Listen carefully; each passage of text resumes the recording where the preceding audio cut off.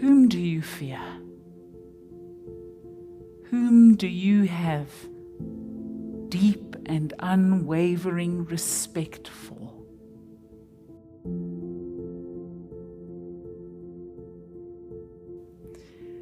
I used to, when I was putting my children to bed, we spoke about that last week, didn't we? Putting our children to bed. When I used to put the children to bed, they would often be scared. Scared of the dark, scared of the shadows, scared of the plush toys in their room, scared of what was in the cupboard, scared what was underneath the bed, scared what was behind the curtain, all sorts of fear. And eventually I turned to them and said, I am the most scary thing here, in a deep and scary voice. And at first they would hesitate and then they would laugh. I may have been the most scary thing in the room, but my children knew of my love and my protection for them. The midwives are afraid of God, but not in a sense that they should be cowering in a heap, afraid of God, but respectful in their fear for the Lord. All of this to draw us to a question of ourselves. Whom do we fear?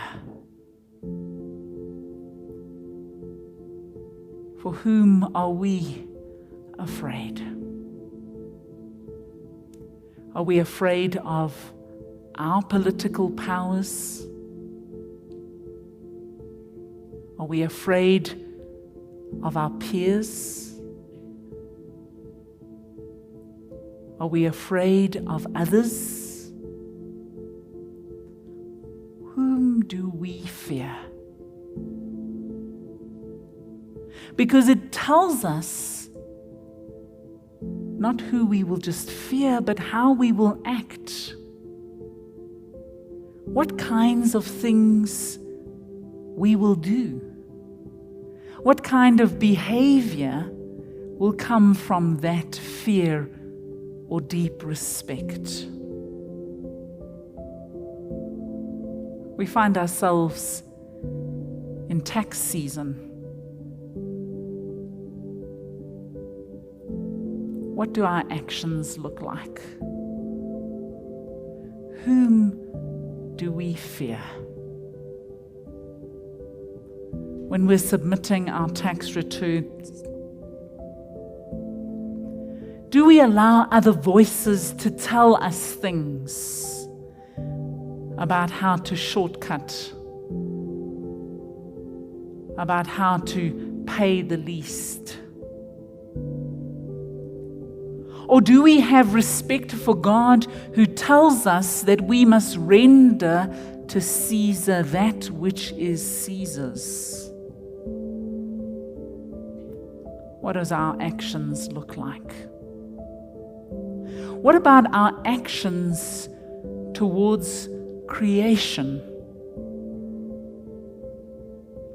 Is it just too much work to take care of creation, to do recycling, to look for renewable and sustainable energy? Or do we fear and respect God enough that He entrusts us as stewards of His creation, that we need to put the time and the energy and resources into caring for what God has given us? What about those who are foreigners, those who are different from us, those who are persecuted, those who are on the margins in our world and in society? Do we have enough fear and respect for God that when God calls us to minister to them, to speak to them, to speak on behalf of them, to lift their voices, to share what we have with those in need, do we? By our actions, do we? One day, all of this, all of our worldly powers are going to pass away. And each of us will stand before the throne of God. And we will have to account for our lives.